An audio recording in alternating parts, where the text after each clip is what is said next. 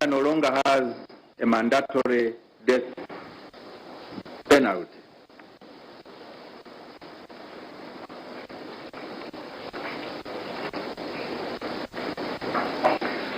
But the death sentence, my lord, is still good law.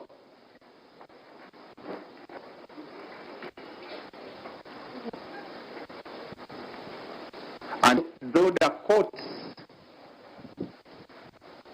are not mandatory, are not mandated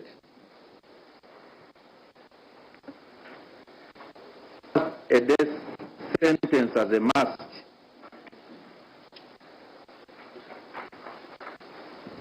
they can still do so in deserving cases.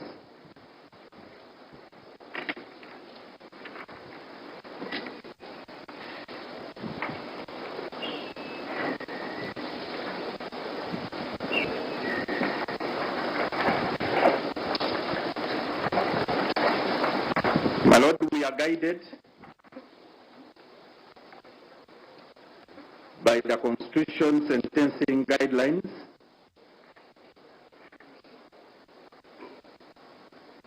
for the courts of judicature directions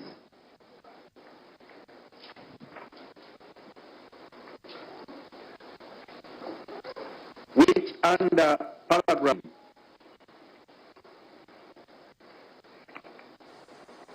in the rarest of the rare cases provide that the court may pass a sentence of death where alternative in exceptional circumstances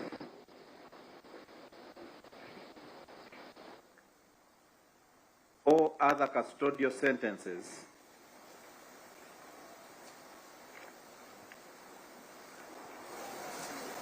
are demonstrably inadequate.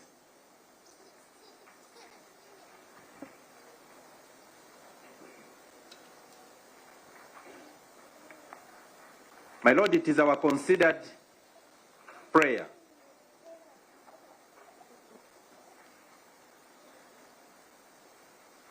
that the ends of justice in this matter will best be served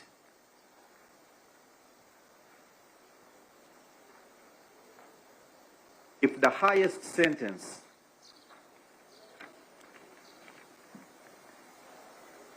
is passed.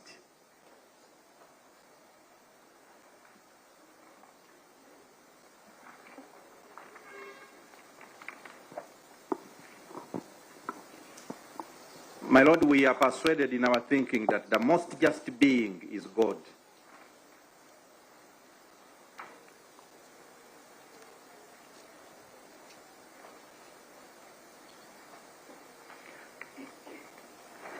And whereas it may be submitted for the convict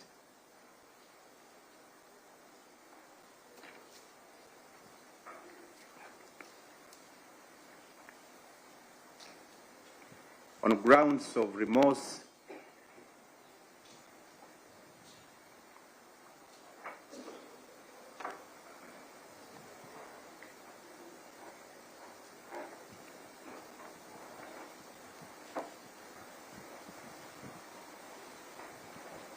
accountability for criminal wrongs,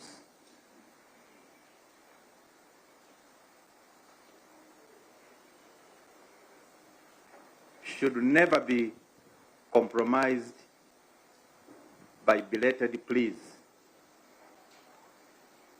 for lenience.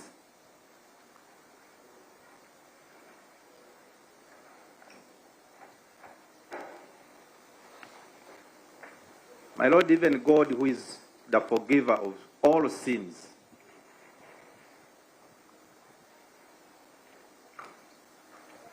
condemns crime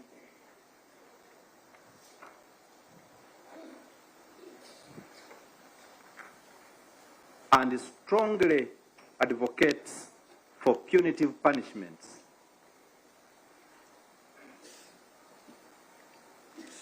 for wrongdoers.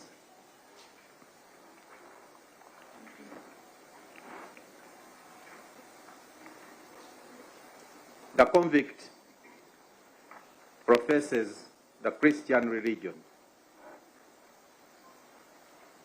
by his testimony.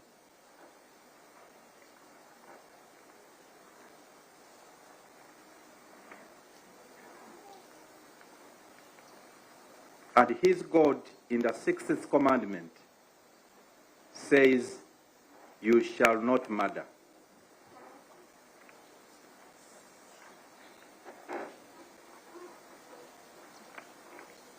In Exodus 20:13.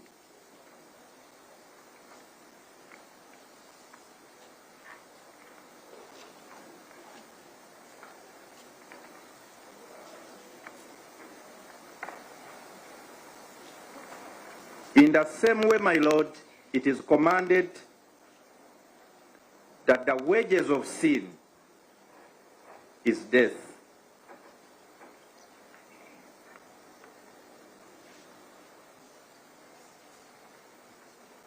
Romans 6:23.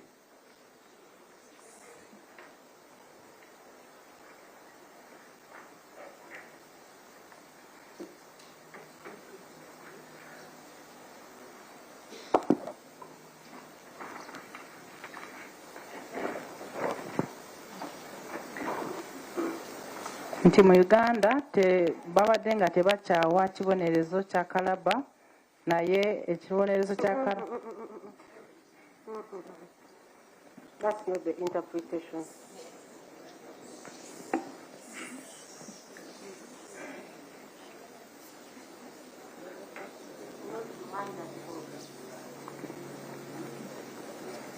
Mu Uganda kibadde nga si kyateeka okuwa ekibonerezo kya kalaba nti naye ekibonerezo kya kalaba likyaliteeka ddungi nti wadde kooti ezisinga tekibakakatako kubanga bawa ekibonerezo kya kalaba naye mu misango egy'enjawulo bayinza okuwa ekibonerezo ekyo. Waliwo etteeka erya sentencing guidelines kyebagenderako okuwa ebibonerezo kigamba nti ekooti esobola okuwa ekibonerezo kya kalaba mu misango egy'enjawulo bwe baba nga basanze nti omuntu okumusiba mayisa oba kumuwa ekibonerezo ky'emyaka emingi ng'oluusi tegimala ne basaba nti okufuna obwenkanya kyandibadde kirungi kooti eno n'emuwa ekibonerezo emuwa ekibonerezo ekisingayo obunene nti era ne Katonda omuntu asinga obwenkanya ye Katonda nti ate wadde bayinza okugamba nti ono omusango gwe gusinze yejjusa ekyatuukawo nti omuntu okuza omusango tebayinza okugamba nti basabe nti ekooti emubeere ya kisa nti ne Katonda asonyiwa ebibi byonna akyawa omuntu okuza emisango era agamba nti balina okubonerezebwa abo ababa bazize emisango nti ono asingibwa omusango mugoberezi wa Kristo oba mukristaayo nti ate mu Bibuli amateeka ga Katonda etteeka ly'omukaaga ligamba nti tottanga era kirimu Okuva essuula ya 2 olunyiriri ogw'ekumi era mu Bibuli emu mu Baruumi essuula y'omukaaga kigambirwa nti empeera y'ekibi kwe kufa. My Lord, in a similar way, Deuteronomy 19:21 offers similar guidance on persons that commit heinous crimes like the ones in issue.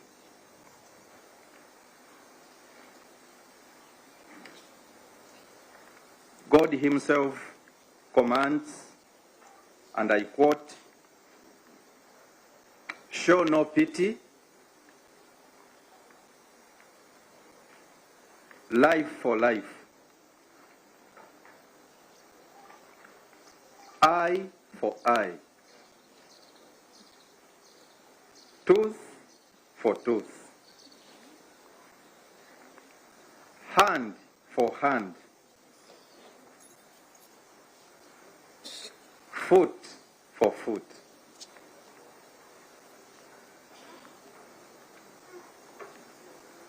My Lord, persons that have no regard to human life should not deserve to preserve theirs.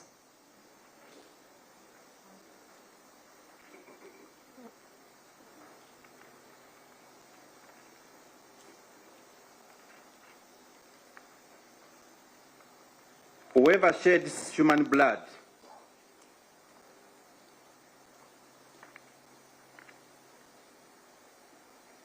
according to the Bible still, by humans their blood shall be shed.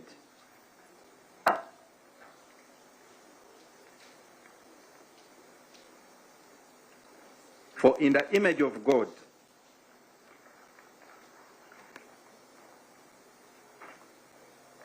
has God made mankind.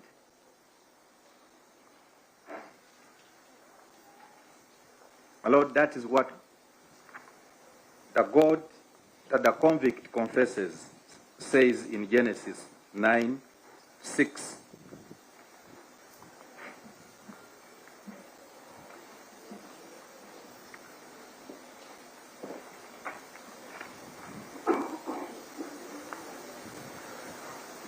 My Lord, in this case, the victims were attacked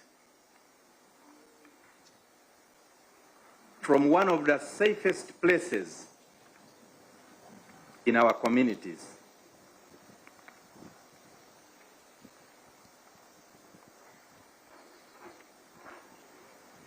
A daycare center is supposed to be a sanctuary.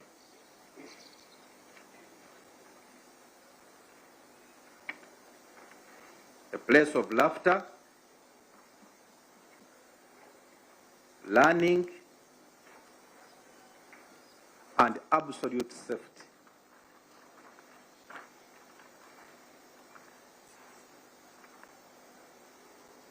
To the contrary, my Lord, the convict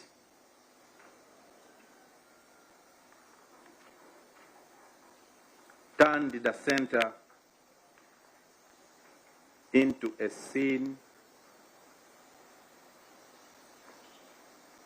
of a well-calculated massacre.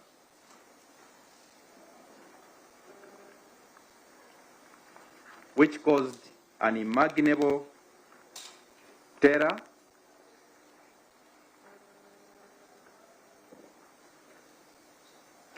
in the community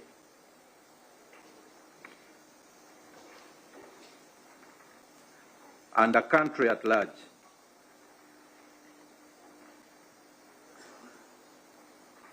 My Lord, the convict participated in an extremely violent crime.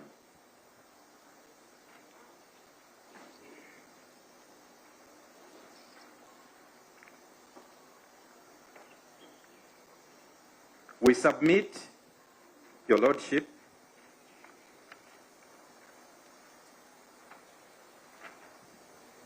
that you are now enjoined with a noble duty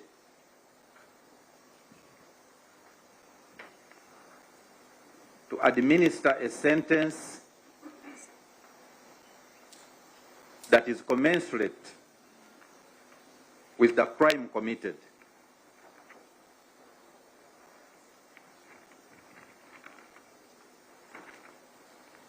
A sentence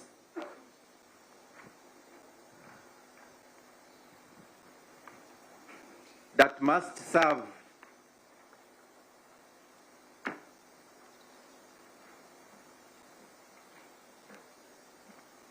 an equivalent punishment that was occasioned.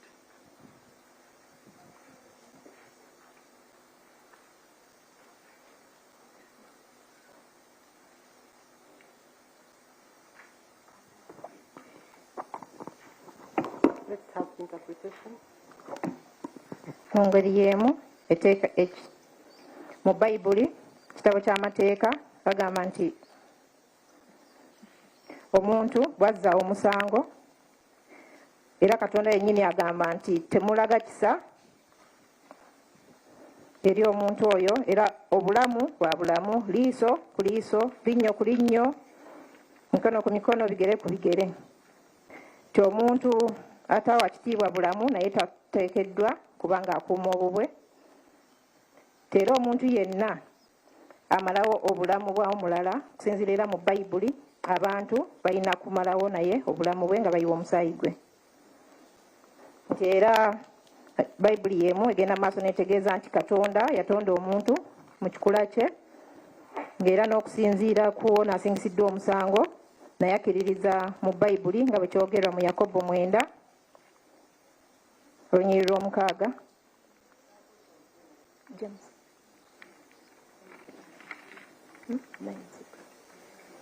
Romans.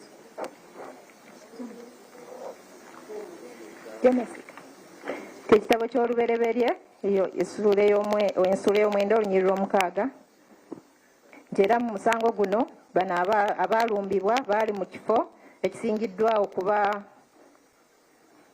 eky'emirembe ng'era mu kifo kino we wakuumirwa abaana ng'era baali bateekeddwa kuba mu mirembe mu kifo eky'essanyu era eky'okusoma. Naye onasingisiddwa omusango ekifo kino yakifuula eky'entiisa era yazzaawo omusango ogwaleeta entiisa eri abantu abeetooloddewo n'ensi yonna. My Lord, under paragraph 18 of the sentencing guidelines,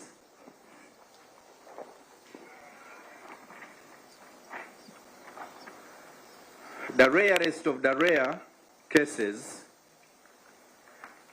among others, include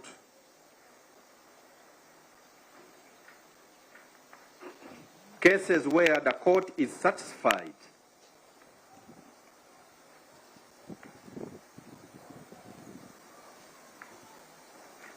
that the commission of the offense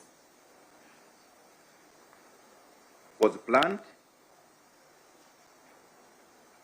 or meticulously premeditated and executed.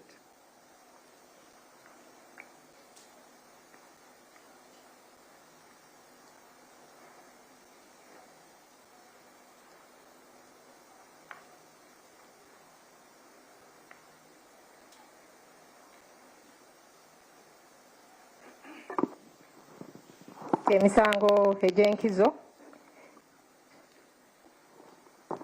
ekiri ekye-17 mu mateeka gano ag'ebibonerezo kiraga nti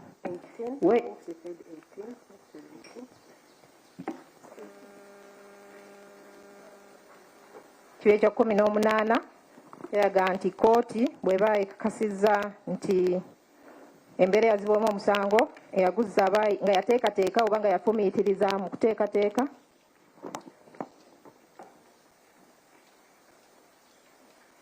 And under paragraph 19, my Lord, paragraph 19 provides for the sentencing ranges in capital offenses, such as murder.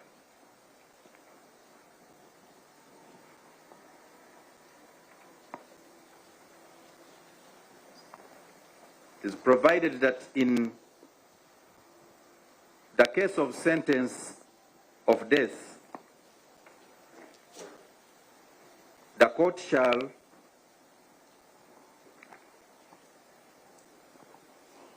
considering the factors in paragraph 20 and 21,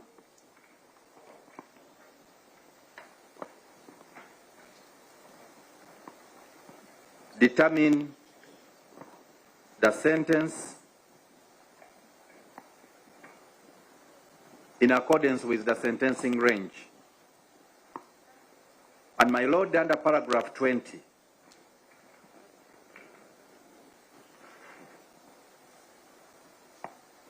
court is required to consider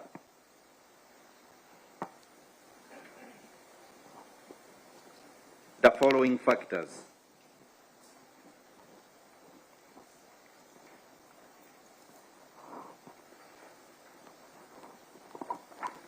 Tekiri eky'okkumi n'omwenda era mu kwebibonerezo naddala nga mu bino eby'obutemu mu misango nga gino kkooti erambikibwa ekibi ekyabiri n'abiri-mu-ekimu okubanga ewa ebibonerezo okusinziira mu bigera ebiweereddwa mu bibya bino. My Lord, the degree of injury or harm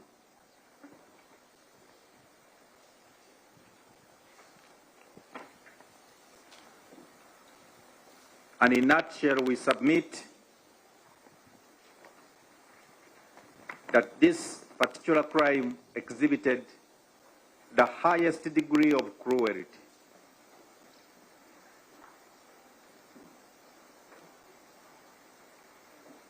As already noted by court.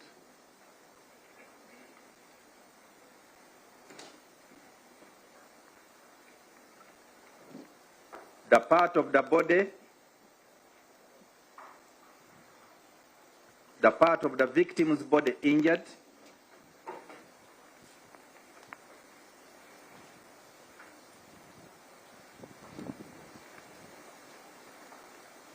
the degree of meticulous premeditation or planning,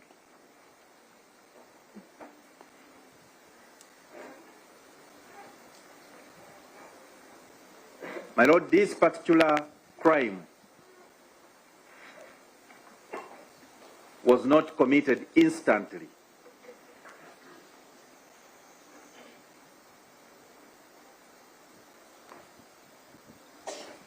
It never rose in just a state of the moment.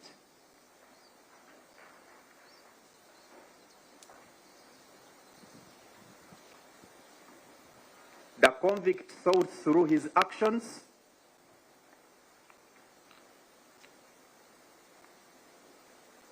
planned them very well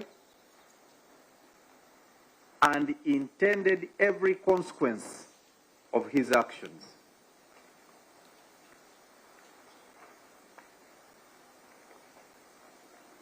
Please repeat that. My Lord, the convict planned his actions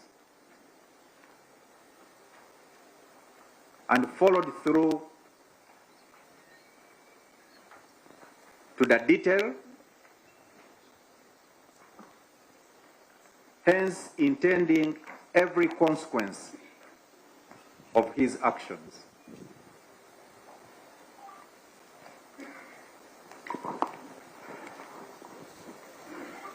My Lord, a person that plans crime in that manner deserves no mercy.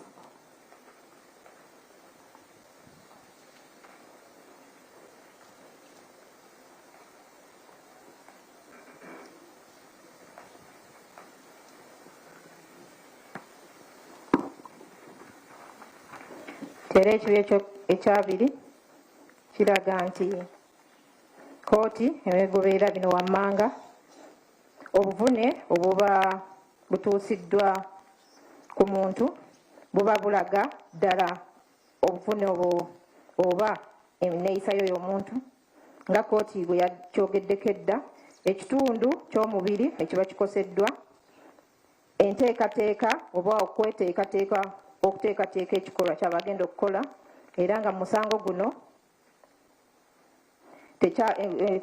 ekikolwa kino tekyagwawo bugwi oba tekyagwawo bugwi mu kaseera ako wabula asingisiddwa omusango yeteekateeka bulungi era n'ateekateeka n'aluka bulungi era n'atuukiriza kye yali aluubiridde okukola okusinziira ku nteekateeka ye era omuntu ateekateeka okuzza omusango mu ngeera ng'eno teyeetaaga kukwasibwa kisa. My Lord, you are also required to consider the use and nature of weapons.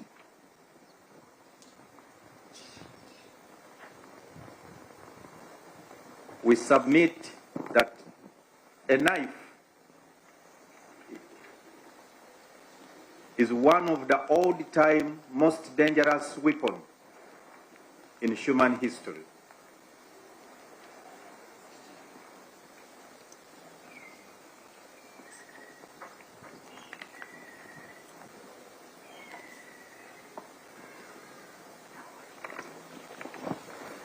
And a person who applies a knife on another, my Lord, deserves no mercy.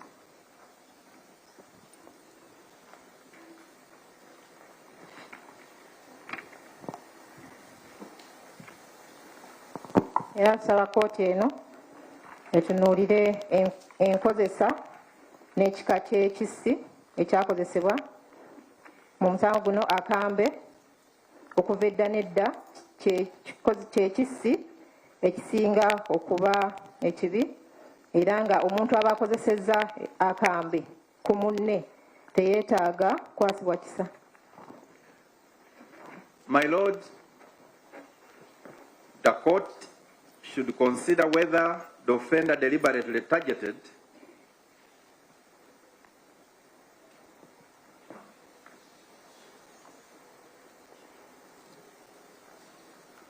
and caused death of a vulnerable victim.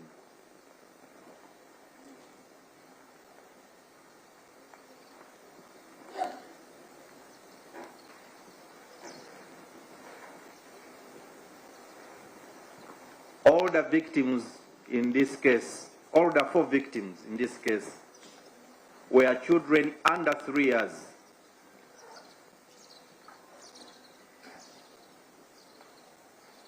They were all defenseless minors.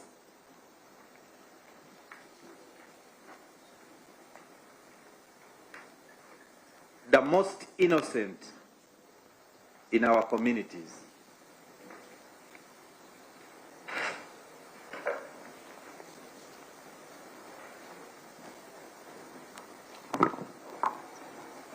Era kkooti egende maaso etunuulire oba ono asingisiddwa omusango ddala yagenderera okukosa oba okufa kw'abantu bano abaali basobola kwerwanako ng'era bonna bano abana abattibwa gaali mabujje agaali wansi w'emyaka 3 ng'era tegasobola kwerwanako era nga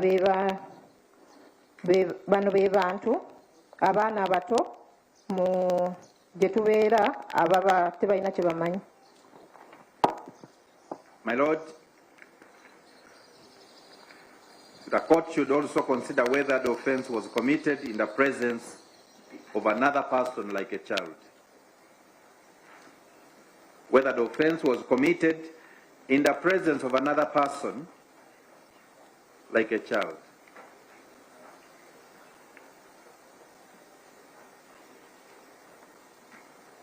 My Lord, the convict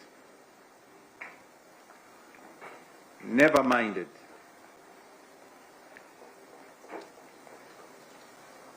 the presence of other children and their caretakers.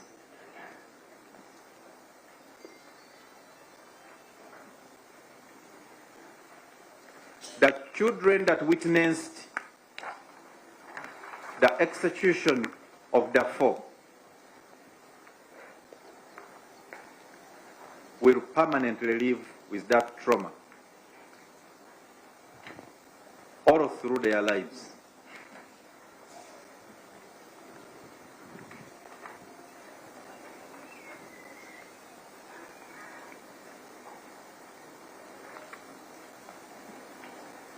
And the same, my Lord, applies to the caretakers. And without a doubt, the entire Gaba community.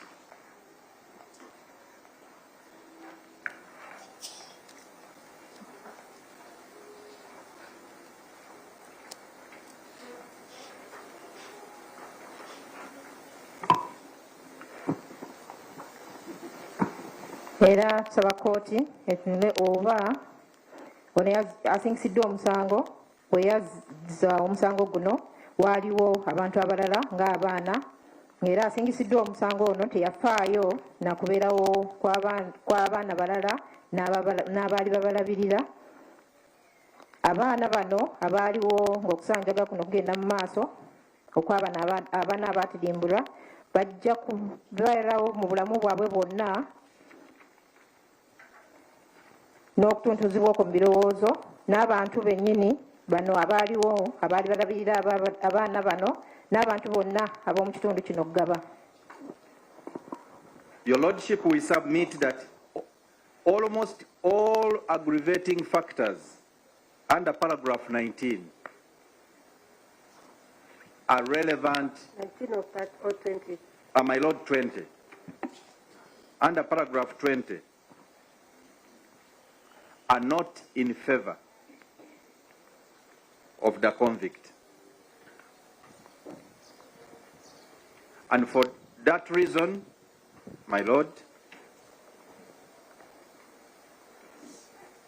it is our considered submission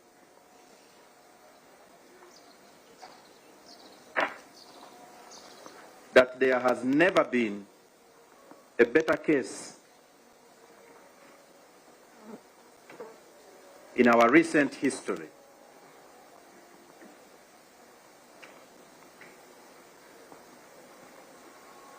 to fit within the category of the rarest of the rare.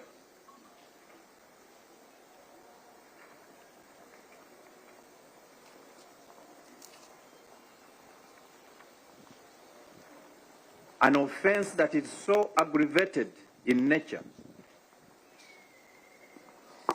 than the present case.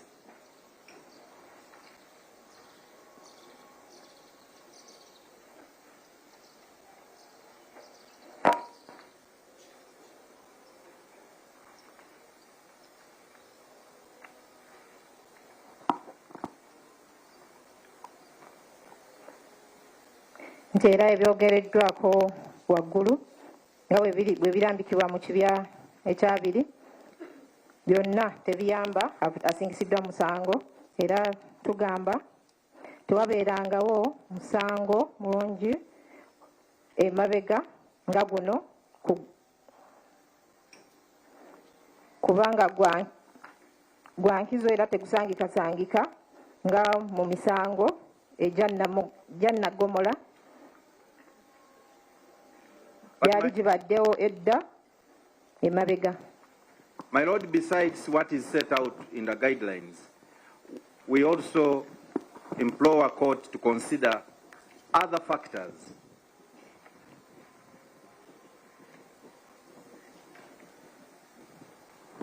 that may justify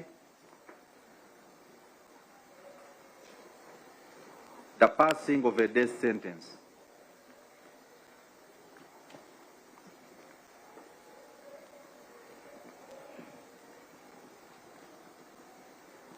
My Lord, the convict is an able-bodied man.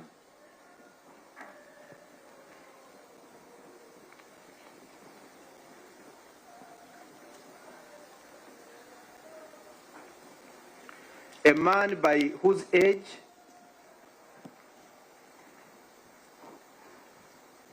was in the position of a father figure to the victims.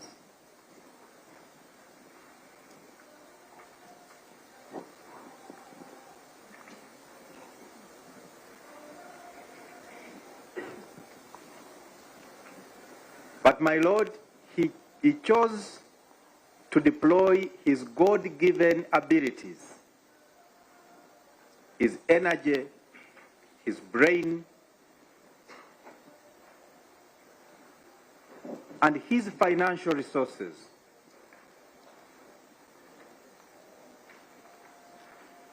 in the planning and execution of this crime that ended the chapter of 4 innocent souls.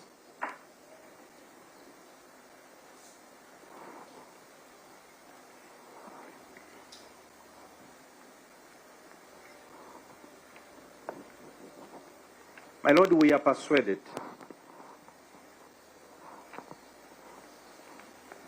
that a person of the convict's nature is too dangerous to society.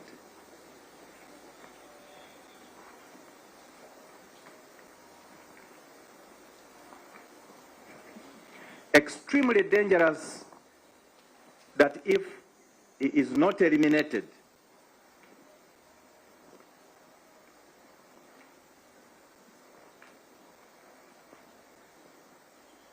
or at least permanently incapacitated,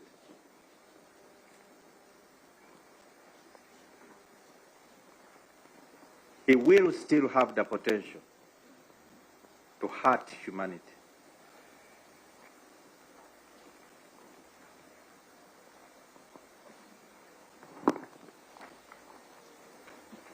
Era ensonga endala gye tusinzirako okusaba ekibonerezo ekyokufa nti ono asingisiddwa omusango mwami wa Mbavu ng'era emyaka gye abaana bano baali basobola omulabanga kitaabwe naye yakozesa ebitone byamuweebwa Katonda nga obusobozi, amaanyi, amagezi, ssente okuzikozesa okuteekateeka n'okutuukiriza ekikolwa kino kye yakola ekyajjawo obulamu bw'abaana bano abana ate alina musango. Era omuntu ow'ekika kino aba wa bulabe nnyo mu bantu era nga wa bulabe nnyo nti singa aba taggiddwawo oba nga talemaziddwa alina obusobozi obusobola okutuusa obulabe ku bantu abalala.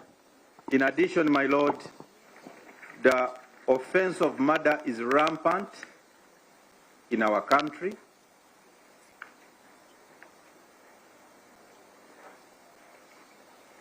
And my Lord, we have looked at the statistics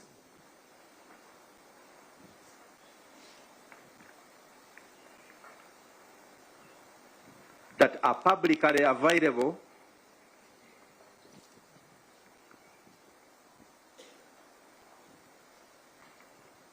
in the annual crime reports.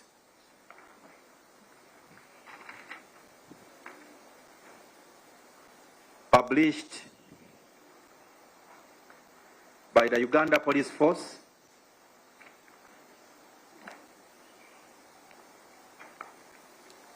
my Lord, I say publicly available because they are accessible on the police website, www.upf.go.ug, for everyone to check. But for purposes of our illustration, my Lord, we have produced a copy, an original copy of the 2025 published annual report, crime annual report. And my Lord, you will find that on page 30,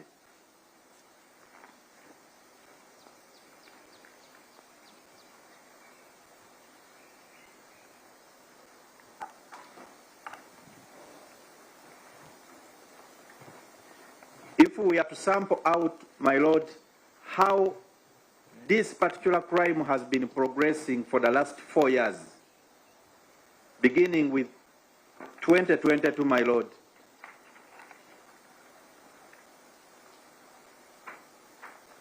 we lost 4,042, and these are the only those that are reported, 4,042 human beings. In 2023, my Lord, 4,248 humans. In 2024, 4,329 human beings killed. And my Lord, just last year, 2025, we lost 4,238 reported human beings killed.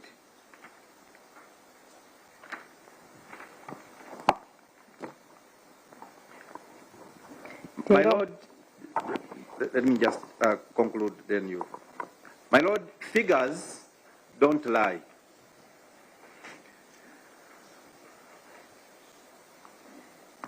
And to put this in context, Your Lordship, from the statistics of our recent census in this country that are also publicly available on the website of the Uganda Bureau of Standards, of Uganda Bureau of Statistics website, an average village in Uganda is between 500 to 1,000 people.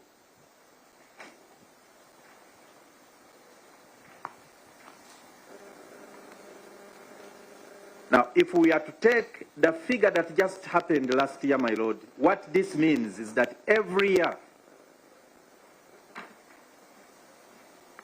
if we are to take the most densely populated village at the tail end of 1,000, my Lord, that would mean that Uganda every year is losing 4 villages are being extinguished at the hands of murderers every single year. My Lord, this is at the high end.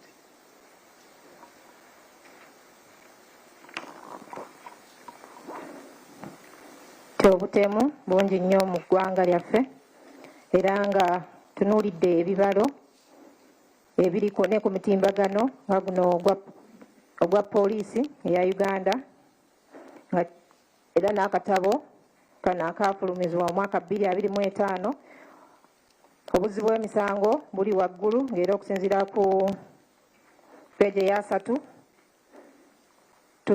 tubaliridde emyaka 4 emabega nga mu mwaka 2022 twafiirwa abantu 4,042, mu mwaka 2023 abantu 4,248, mu mwaka 2024 abantu 4,329, mu mwaka 2025 abantu 4,238 ng'era emiwendo tegirimba era okusinziira ku kubalirira okwakaggwa okubala abantu mu ggwanga lyaffe kiraga nti ekyalo kiriko abantu wakati wa 5 n'olukumi ng'era singa tutwala abantu abasinga obungi nti ku kyalo kuliko ekyalo ekisingako abantu obungi kiriko abantu 1,000 kitegeeza nti mu Uganda tufiirwa ebyalo 4 mu mwaka gumu. My Lord, from where we stand, we believe that one of the possible factors for the rampancy in homicide cases is the lack of punitive sentences from courts of law.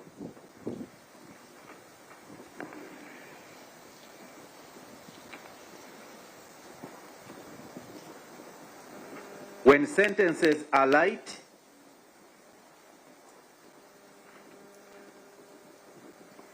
there is an incentive to commit crime.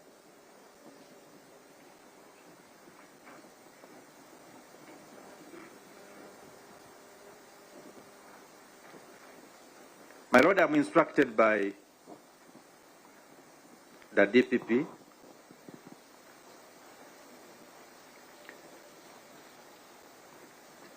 to inform court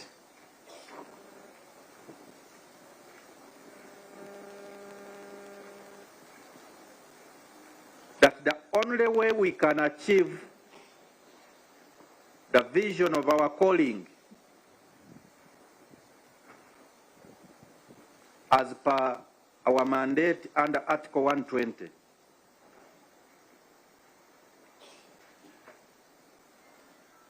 that is to achieve a crime-free Uganda. My Lord, only deterrent sentences can help us achieve this vision on behalf of society.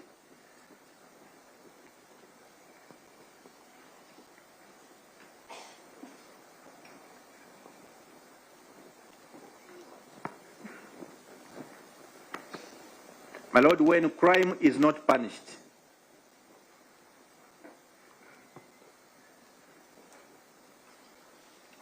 people feel it is safe to do wrong.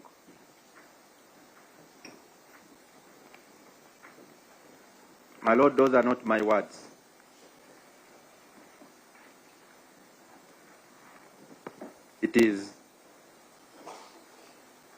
That is what the Bible says in Ecclesiastes 8:11.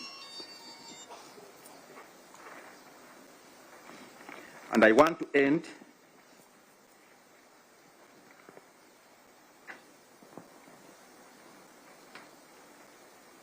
with the remarks of His Lordship, Ecclesiastes 8:11. It says, when a crime is not punished, people feel it is safe to do wrong. My Lord, I want to end with the observations that were made by His Lordship, Justice Mike Chivita,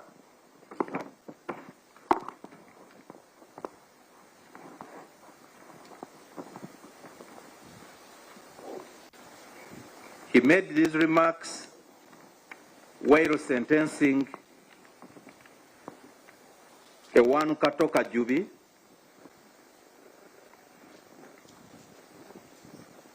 on the 26th of July 2012. My Lord, Katoka Jubi was criminal session case number 28 of 2012. Case number? Criminal session case number 28 of 2012. When he was passing a sentence for life, His Lordship says, and I quote,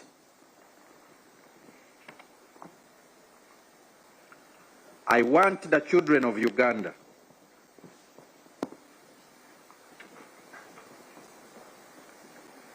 to go to bed tonight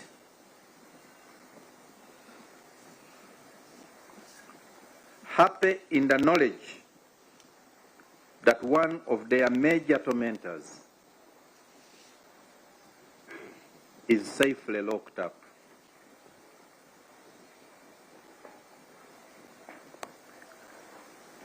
My Lord, in Katoka Jubi, the court sentenced him to life imprisonment for killing one baby.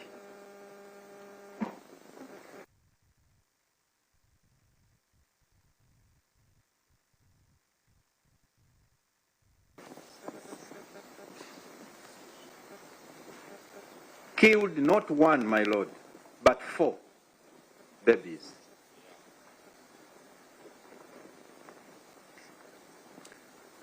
We believe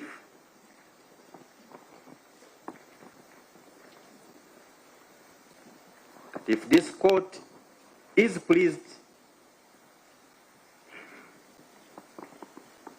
to issue the highest sentence, our beloved children of this nation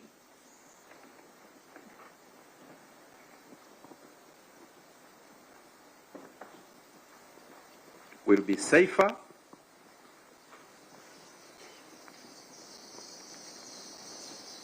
because their tormentor would have been permanently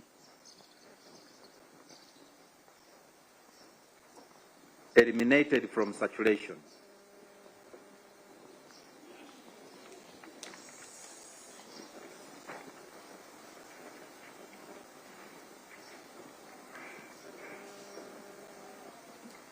My Lord, if you are not persuaded to issue the highest sentence of death,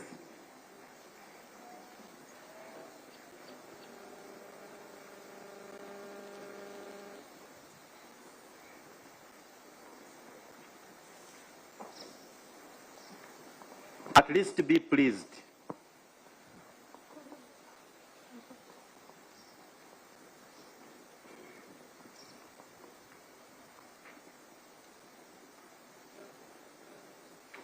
To pass a sentence of life imprisonment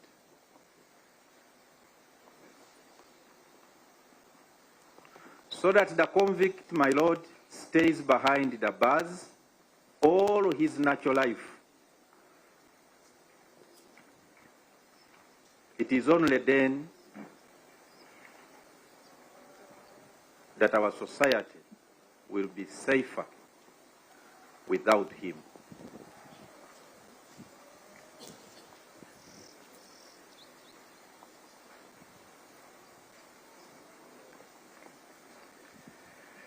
My Lord, these submissions that we have made has summed up, and my Lord, I will stand to be guided. We, through our division probation officer,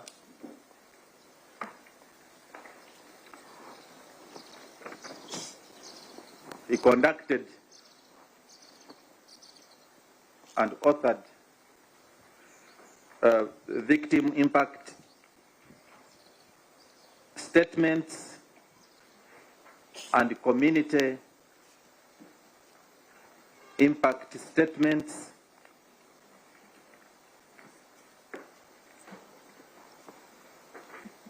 which, my Lord, in the interest of time and for the information of court, we have considered and summarized their opinions, and they are well reflected in the submissions that we have just made now. So, my Lord, we so pray, and we thank you for the opportunity to submit, my Lord.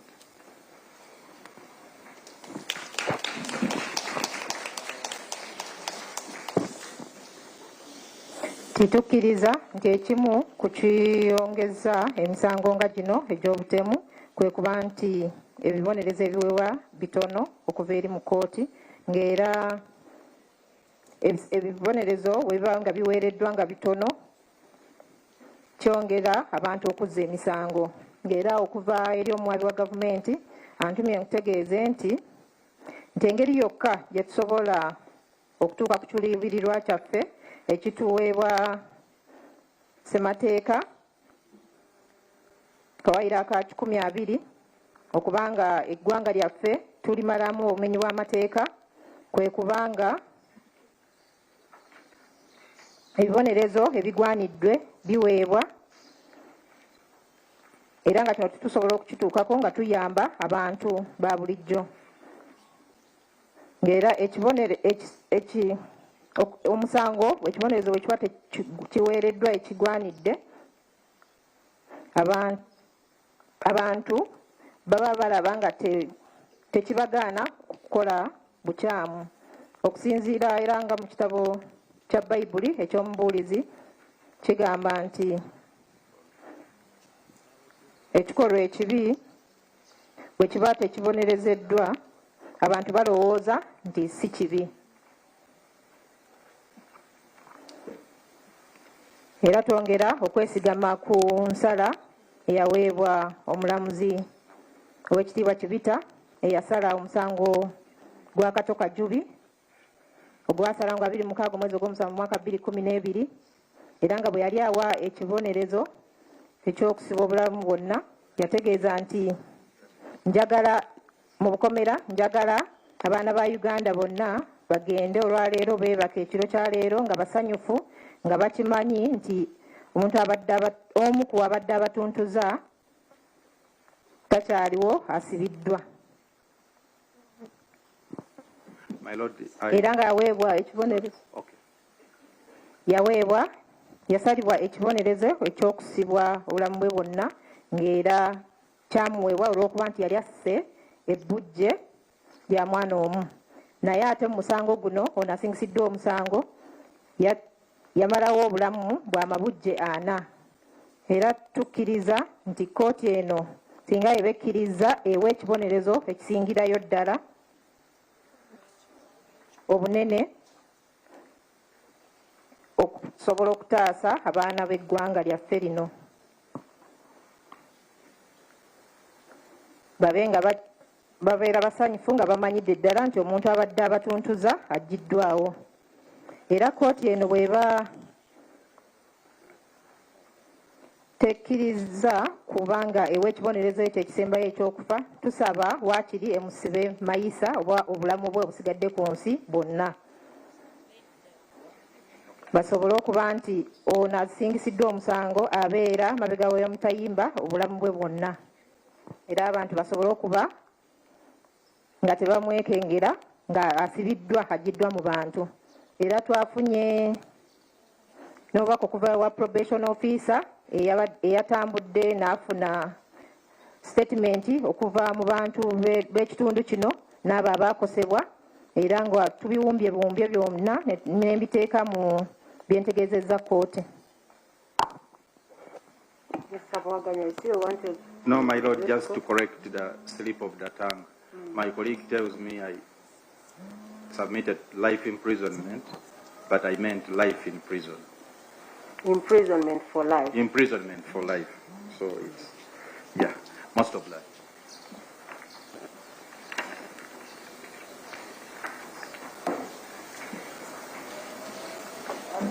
Thank you so much, Mr. Mwaganya. Let me hear from the probation officer before I turn to the other side. May I please know your name, sir? Yes, my lord. My name is Peter Ruanga Mayanja. I am a probation and social welfare officer. I work with the Kampala Capital City Authority, and I sit at Machinde Division.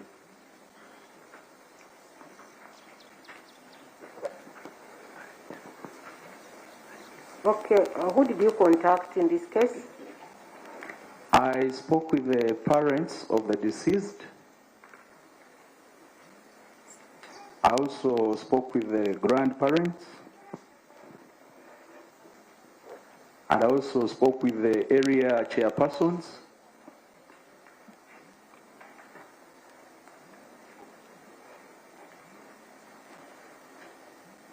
And I also spoke with a few community members.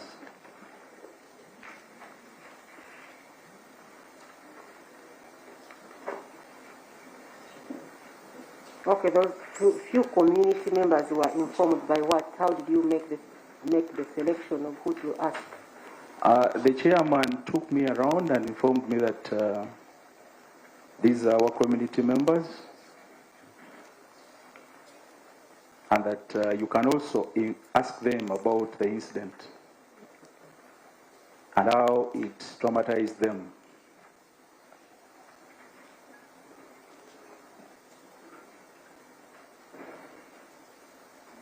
But all of them, my lord, they were in great shock.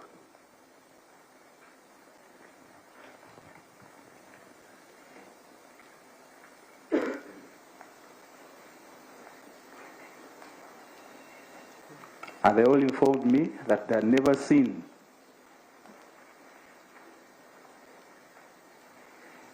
anything like this in their community.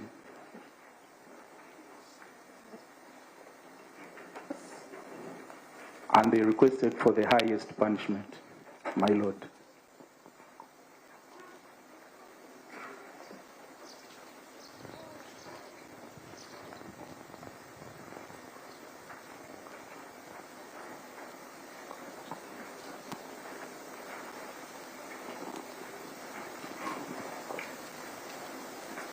Thank you very much. I would like to see the parents of these children.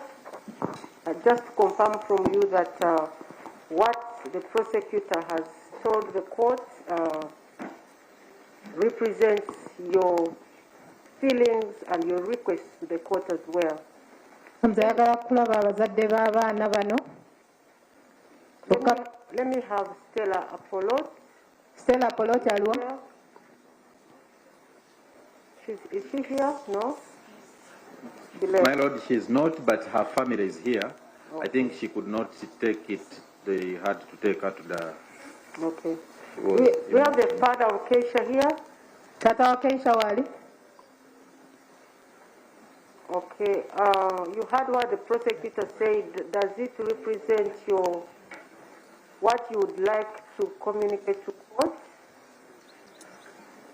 Owulidde omwami wa gavumenti ategeezezza kkooti byayogedde bye biwandietaaze okutegeeza kkooti.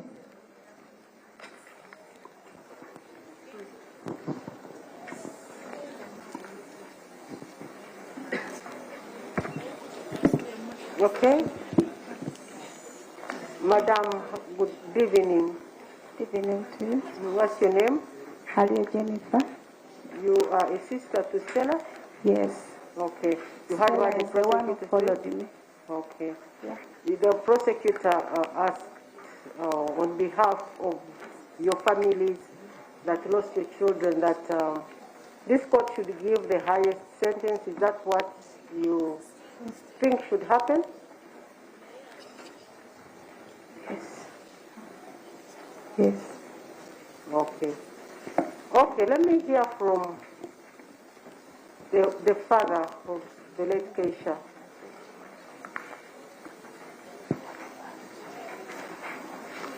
Has the prosecutor represented you well, the prosecutor and the probation officer? Yes, yes. We are Okay. satisfied with that. Okay. Yes. And the father of the late Ignatius? Yes, my Lord, we're satisfied with that. Okay. Yeah. Where is the father of the late Ryan? I think he has left. I don't know why. Okay. Okay, fine. You can go back and sit. Thank you. I will now turn to the accused before I go to your counsel. This is your time to speak to the court.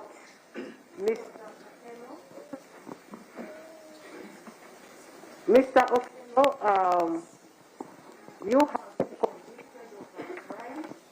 crimes, and those crimes, according to the law, the maximum punishment for that crime is death. And the prosecutor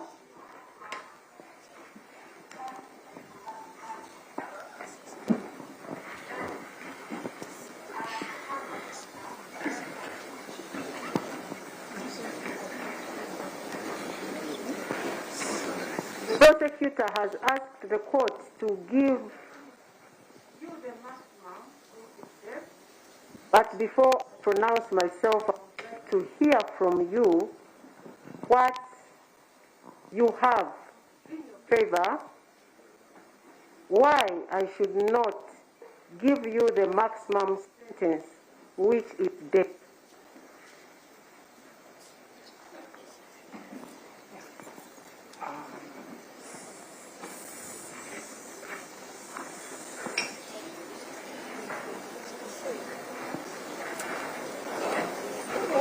You don't have to remove a mask. You keep your mask on because we are so many people, we may get some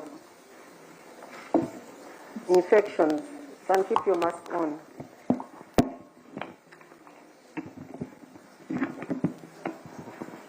Why shouldn't I pass a death sentence?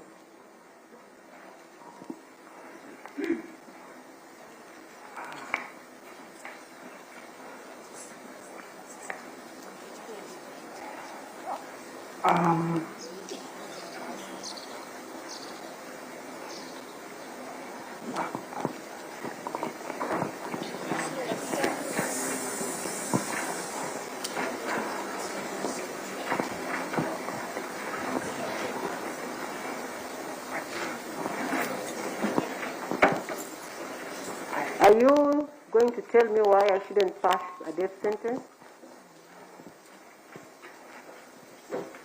No, my lord, I'm not going to say something today. You don't want to say anything?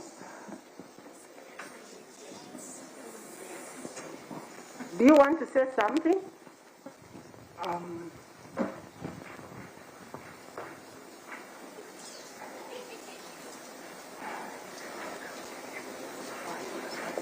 No, my lord. You don't even want to apologize to Uganda?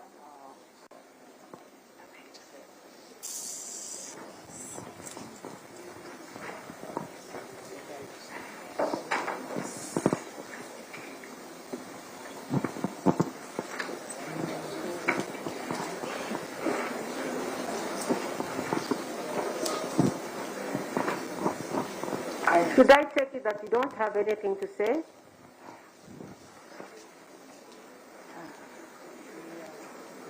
Yes, my lord. I don't have anything to say.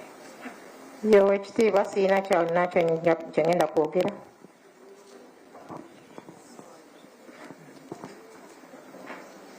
Okay, then I can now hear from your lawyers.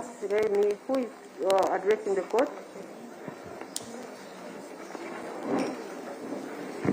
My lord.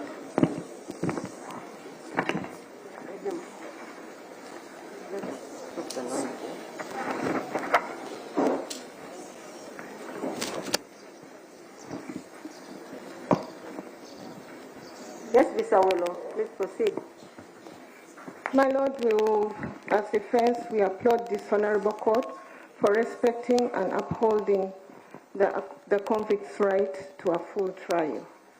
We do appreciate, and we appreciate the community for their patience and holding on to their patience until this time.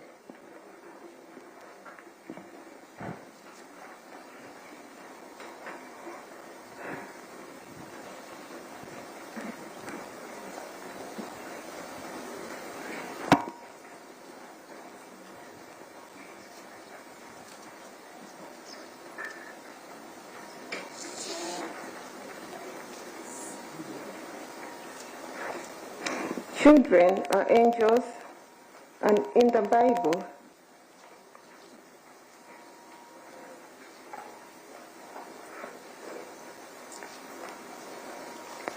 Jesus said, "Let the little children come to me."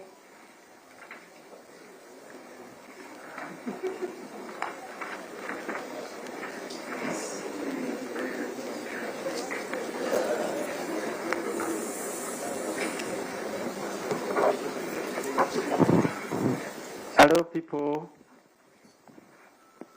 I'm requested by the judge, please, you just listen.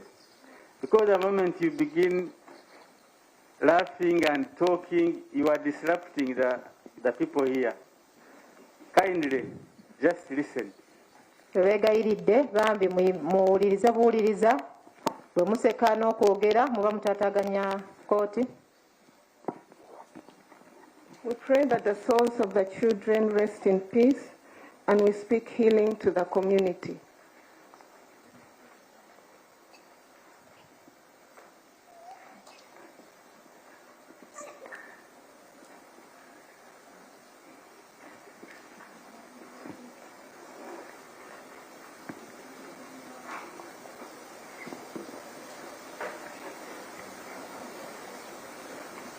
As state brief advocates, the Constitution gives us the mandate to represent any person who has committed a capital offense and cannot afford a lawyer.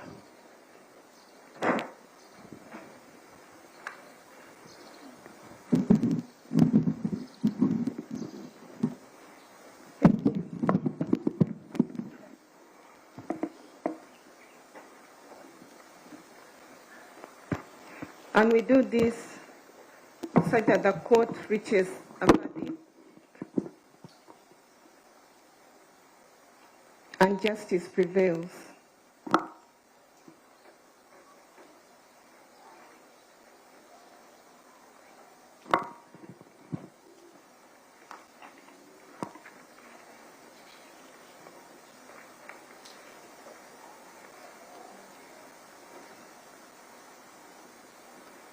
Please interpret. Tussa ekitiibwa era twebaza kooti eno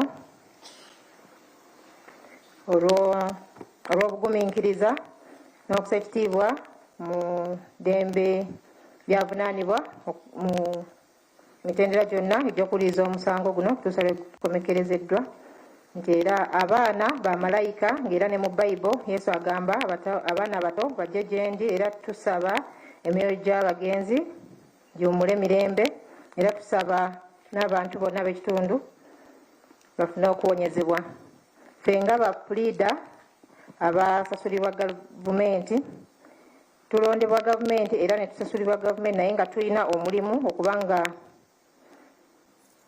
tuwolereza abantu ababa bavunaanibwa emisango gya naggomola abatasobola kusasula bapuliida baabwe era nga kino tukikola kuyambako kkooti okutuuka ku nsala ne ku bwenkanya.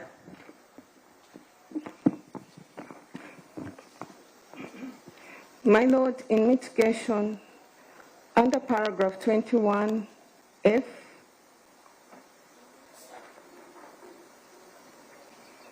of the sentencing guidelines,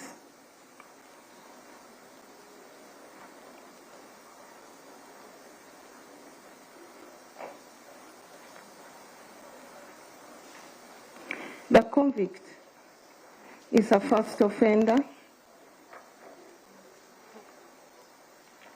with no previous conviction,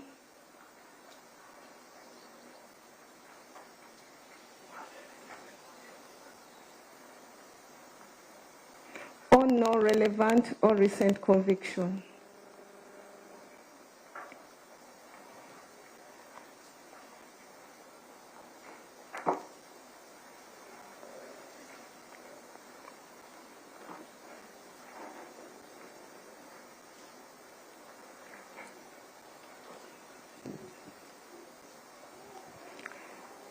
My Lord,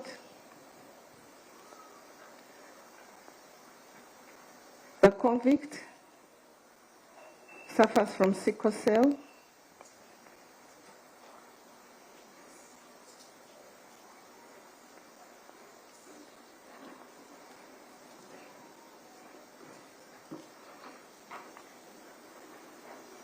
Under paragraph 21O,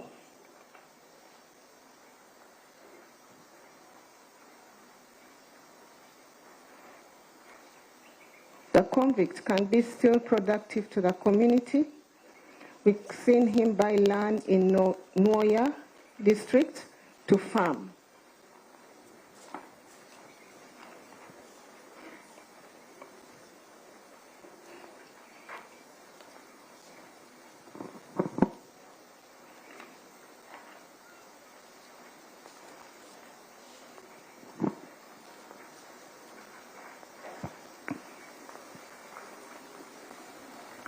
Under paragraph 60, it's our duty to inform the court about the offender's social background. We shall give what we know.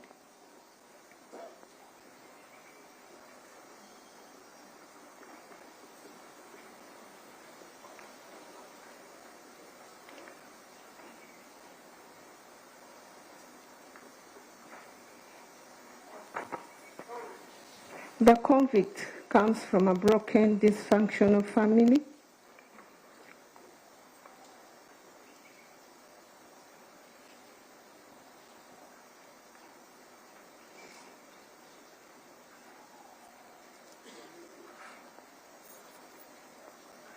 Even the children do not talk to each other. Their siblings do not talk to each other.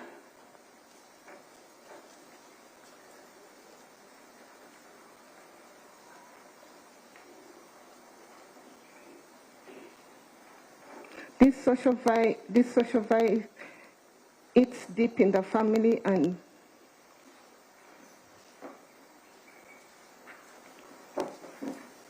broken and dysfunctional families always leads to broken and dysfunctional people.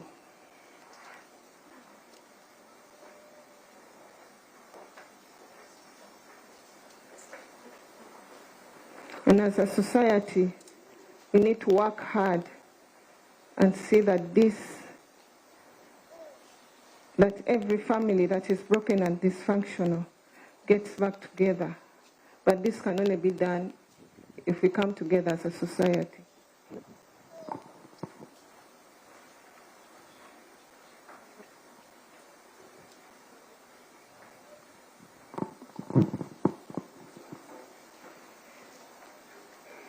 Finally, my Lord,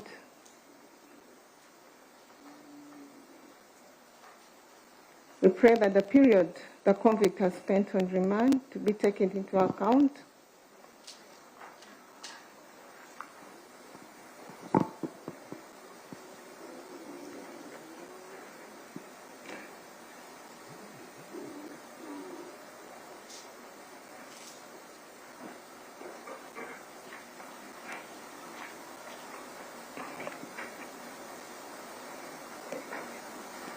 Under punishment, we trust that this honorable court shall come up with a fair and just sentence.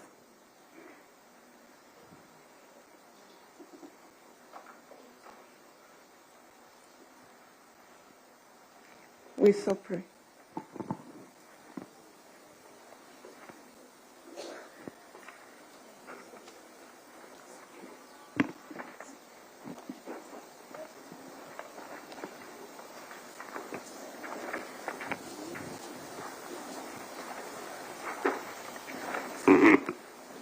Mukusaba kwaffe ng'aboludda ozingisiddwa omusango.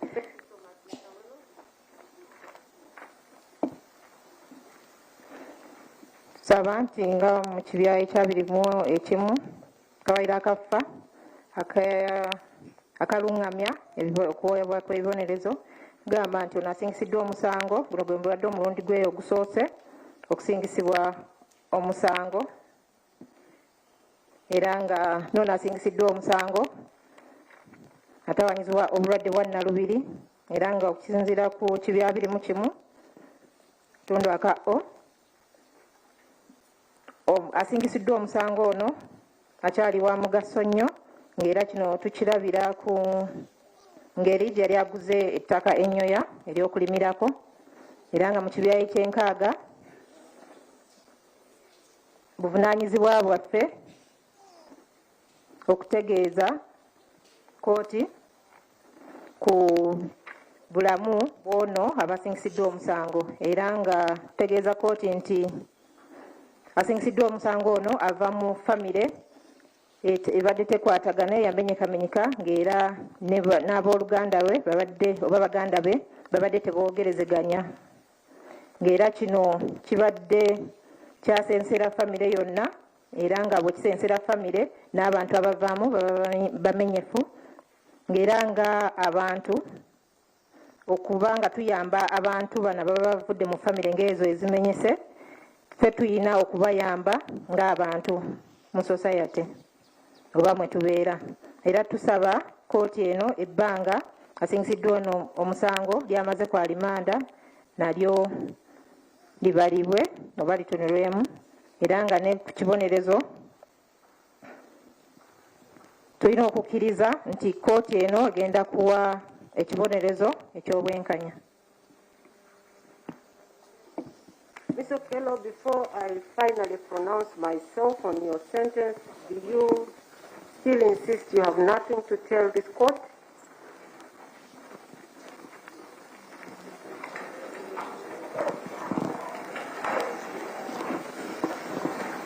Do you still insist you have nothing to tell this court?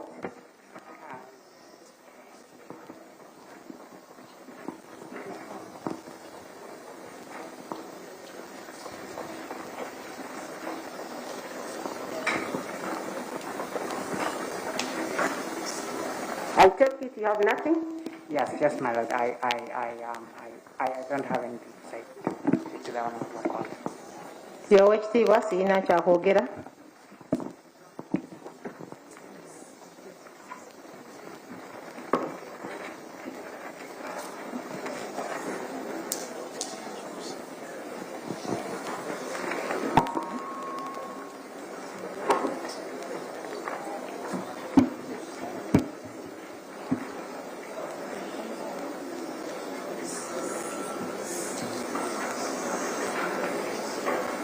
Okay, this is the sentence and the reasons for it.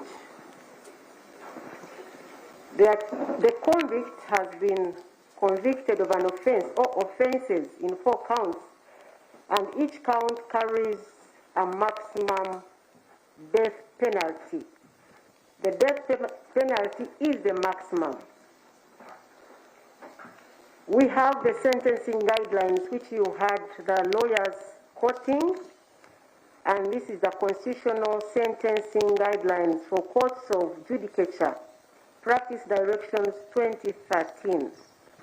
And these guidelines offer guidance on what sentences should be given for particular offenses. For an offense of murder, these guidelines offer what is a starting point.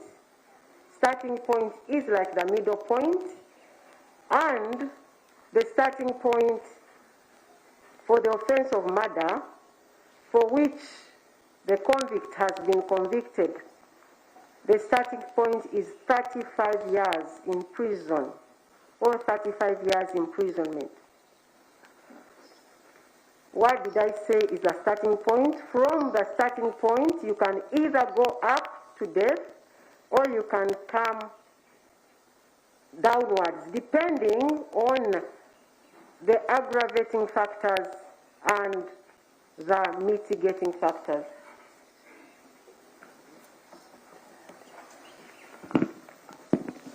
Kino kye kibonerezo n'ensonga z'ekibonerezo. Ono asingisiddwa omusango, asingisiddwa emisango 4, ng'era emisango gyonna 4 egimusingisiddwa gyonna ekibonerezo kiba kyakufa, ekisingayo obunene, ekisembayo obunene kiba kyakufa, ng'era okusinziira ku tteeka erirambika oba eriyambako okulungamya ku kuwa ebibonerezo bino ebyabagibwa mu 2013. Ebibonerezo bino biweebwa ku misango egy'enjawulo, ng'era omusango gusingisiddwa Okello olwaleero gwa butemu, ng'era ekibonerezo kitandikira ku myaka 35 mu kkomera okutuusa ku kufa, ng'era basobola okuwa ekibonerezo ekyokufa oba okukka wansi paka wano ekitandikira ku myaka 35. From 35, you can either go up or come down, depending on what convinces you between the factors aggravating the sentence and those mitigating the sentence. Ng'era ekibonerezo kino kisobola okukka kuva ku myaka 35 oba okuva nekyambuka oba okuva ku kufa okukka wansi okutuusa kw'egyo emyaka 35 okusinziira ku biba biweereddwayo mu kusaba ekibonerezo ekisaamusaamu oba ezo ensonga eziweereddwayo nti engeri omusango guno gye gujjazibwamu. The counsel for the state or the prosecutor has submitted or provided what he believes are the factors that aggravate these offenses that would call for the maximum sentence, which is death. Omuwabi wa gavumenti ategeezezza kkooti byasuubira okuba nga bye bigufuula ogwannagomero ogw'amaanyi ennyo, era nga asabye ekibonerezo ekisinga obunene. The summary of his submission was that the offense was committed in a very cruel manner. The injuries that were, or the children sustained, were indeed very grave. They were attacked from their safest place, and the person who attacked them was fit to be their father, and instead of protecting them, he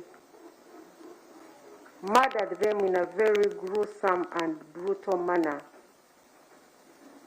Era mu kuwumbawumba omuwabi wa gavumenti ategeeza nti emisango gino gyazzibwa mu ngeri ey'amaanyi etali ya kisa wadde, ng'era n'obuvune obwakolebwa bwali bw'amaanyi nnyo ng'era bwazzibwa mu kifo ekyali kisuubirwa kuba eky'emirembe ng'era n'omuntu eyazza emisango gino beyazzaako omusango bamutwala nga taata waabwe ng'era mu kifo ky'okuba nga abawaawo obukuumi yasalawo okubasanjaga.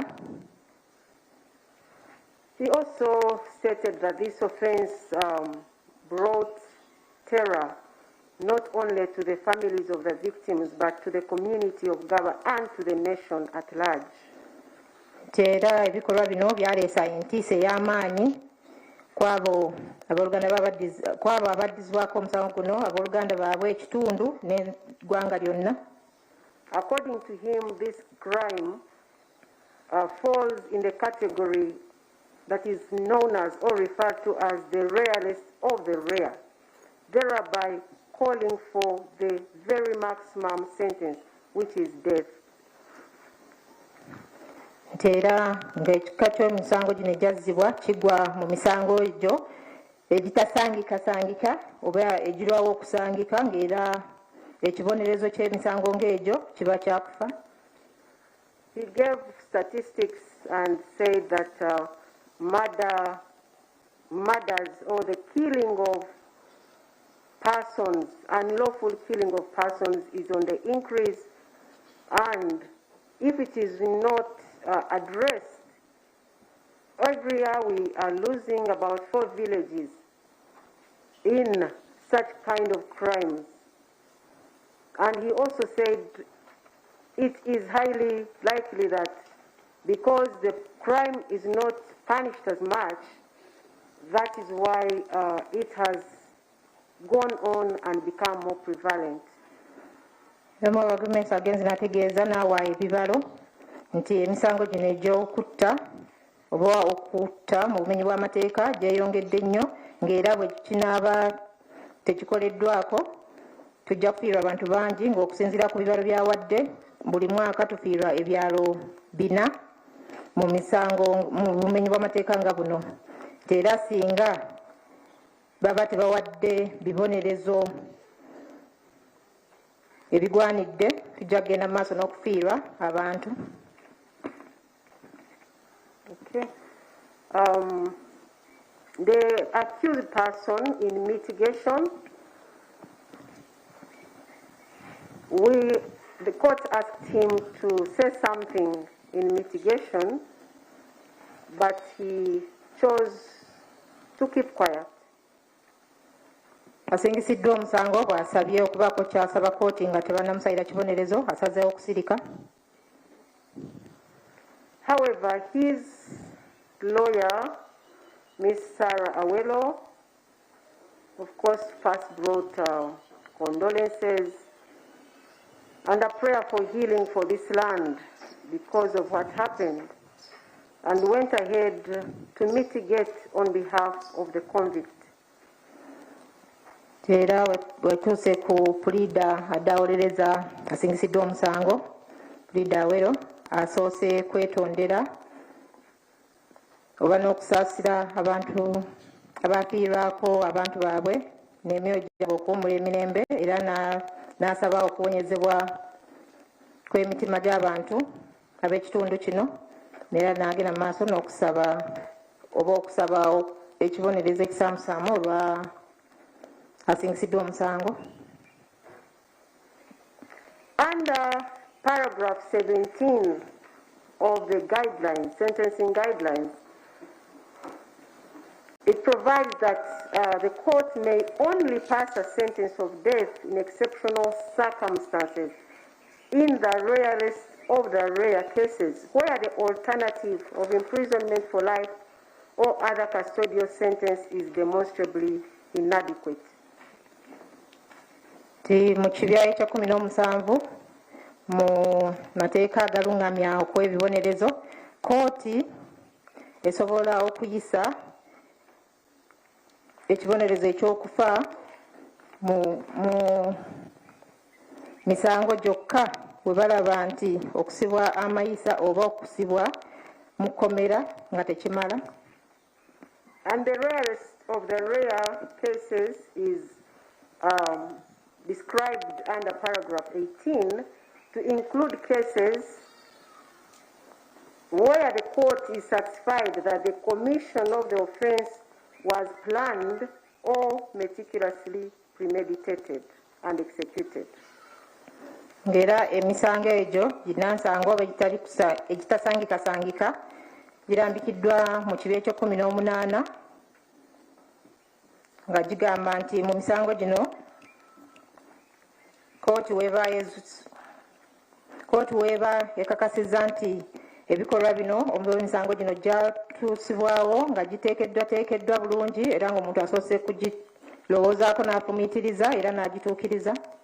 I have taken into account the submissions made by Ms. Sarah Okello on behalf of the convict to the effect that the convict's family is broken and dysfunctional, and he's also a dysfunctional person, and I am supposed to weigh that against the aggravating factors which the prosecution raised.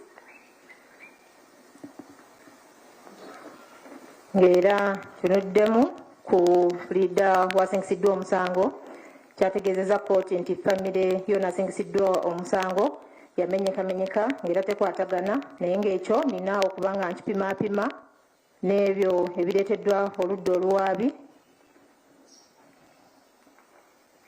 While passing the judgment, I emphasized how gruesome and brutal and heinous this offense was,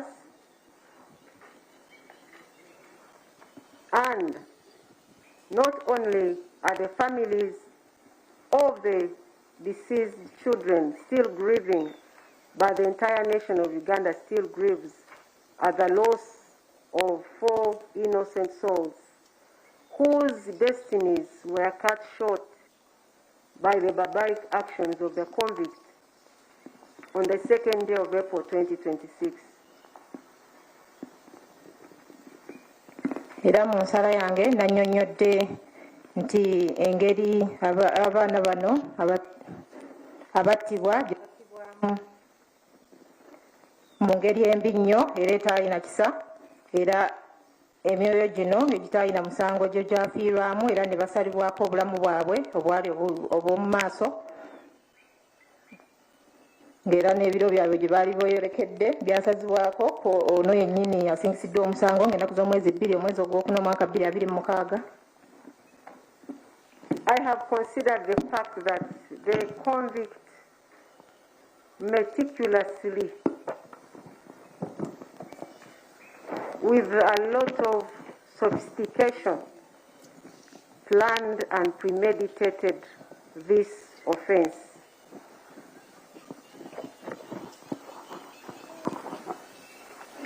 Era kirabye nti asingisiddwa omusango ono yeeteekateeka bulungi era n'atuukiriza enteekateeka ye ey'okuzza emisango gino.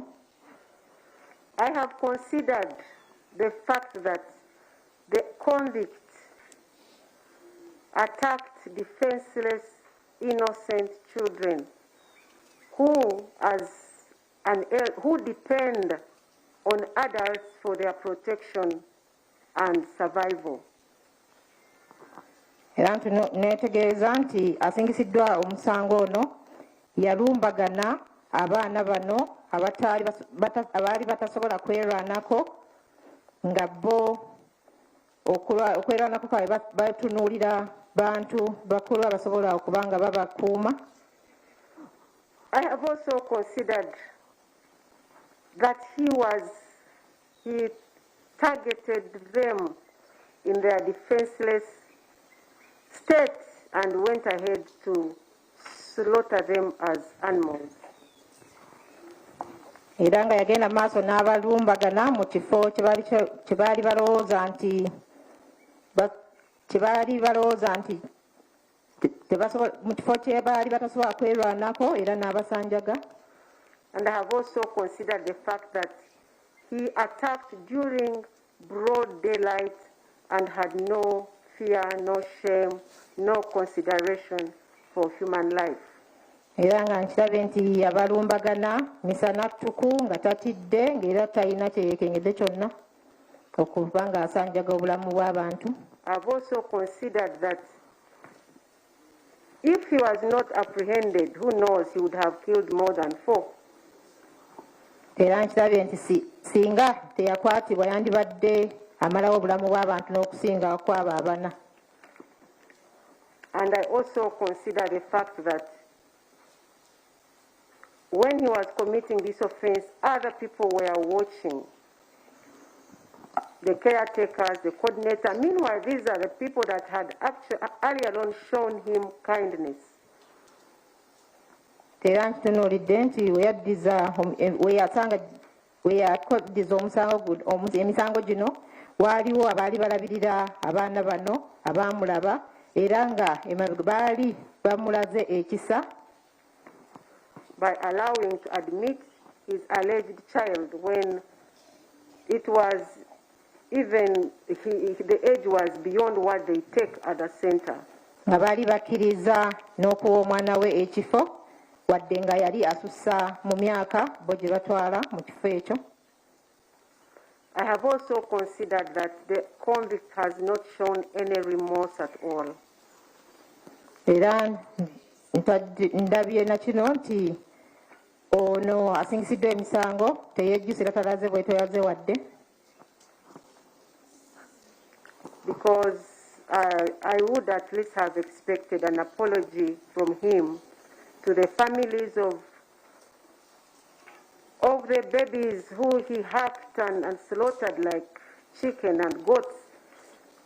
Kuba mbadde nsuubira okwetonda kwe eri family z'abaana abo be yasanjaga ng'enkoko oba embuzi.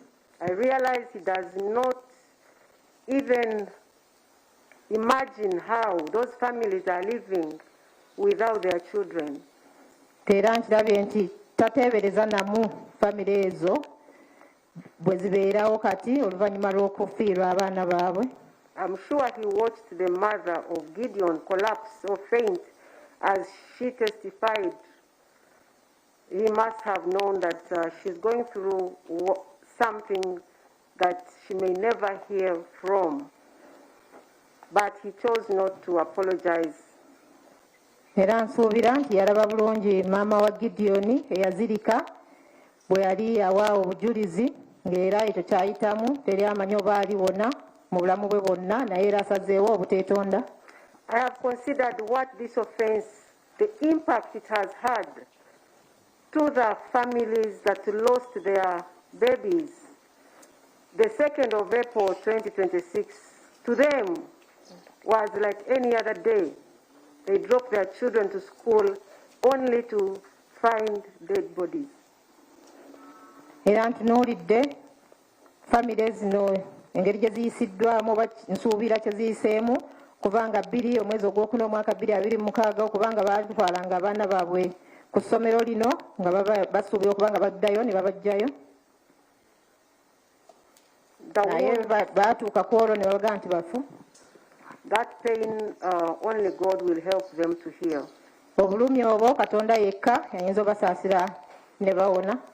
I have considered the statement that the convict comes from a dysfunctional family and it is broken, but I do not believe that should be reason for someone to find other people's children and then slaughters them mercilessly. Tera poliriza n'ekyo nti asingisiddwa omusango ava mu famire eyamenyekamenyeka oba abatakwatagana naye sisuubira nti eyo nsonga yasimba okumatiza nti omuntu abaddemu eyo famire asobola okugenda natta abaana ba banne nga talina kisa wadde. I've also considered his denial that that he did not kill these children for human sacrifice, but I am inclined to believe that that was the reason, because that is what he informed or he told Dr. Nwamanya Emmanuel.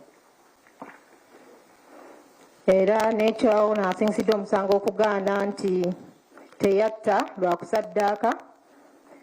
Nze nzikiriza nti eyo y'ensonga lwaki yakikola ng'era kino kijjaako obujulizi obwa Dr. Nwamanya Emmanuel.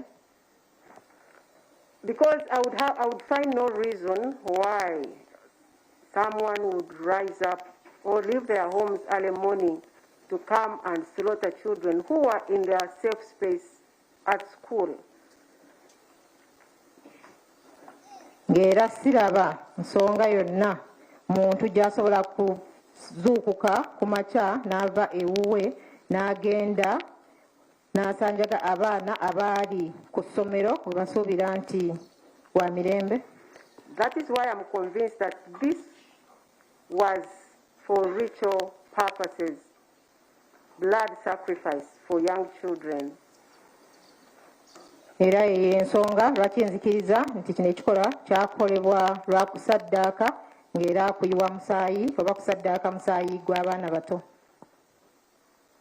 I agree, and I agree with the prosecution that this case or these offences fall in the rarest of the rare. Era nzikiriziganya n'oludda oluwaabi nti omusango guno gugwa mu misango egyo ginnamisangwa egitasangikasangika. Like the probation officer informed the court that when he made inquiries, they said this kind of thing had never happened. For 4 children to be killed just in a very short time by one person.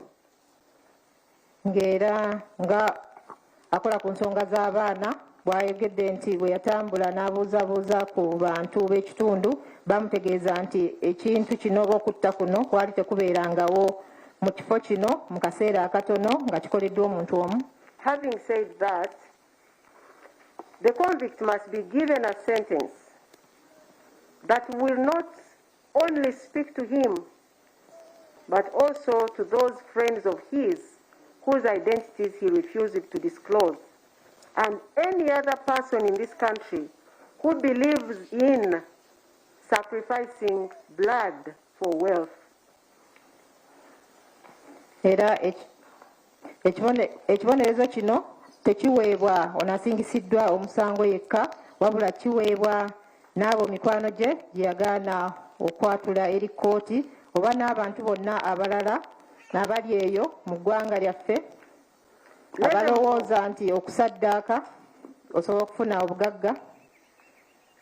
Let them know that it is highly risky because they will be found like Mr. Okello was found, and they will not escape the long arm of the law. Bateekeddwa okukimanya nti ekikolwa ekyo kiba kya bwerinde nnyo ng'era bajja kuba bakwatibwa omukono gw'amateeka ogw'amaanyi. In light of the above, I have found no reason why I should not sentence Mr. Okello with the maximum sentence. N'olw'ensonga ezo waggulu sirina kyenzudde kiŋŋaana kuwa Okello ekibonerezo ekisingayo obunene.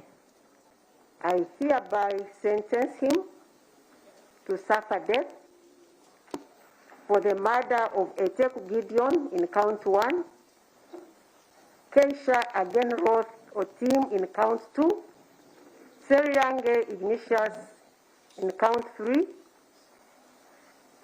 and Odekerayan in count 4 in a manner authorized by law.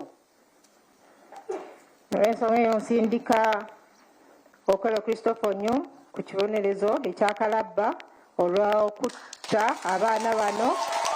Omusango ogusooka Oteku, owokubiri Keisha, omusango ogwokusatu Seriange Ignatius ne Odeke mu ngeri eragirwa mu mateeka. And Mr. Okello, you have a right of appeal. You have a right of appeal against the conviction of this court, both the conviction and the sentence. This you should do within 14 days from today.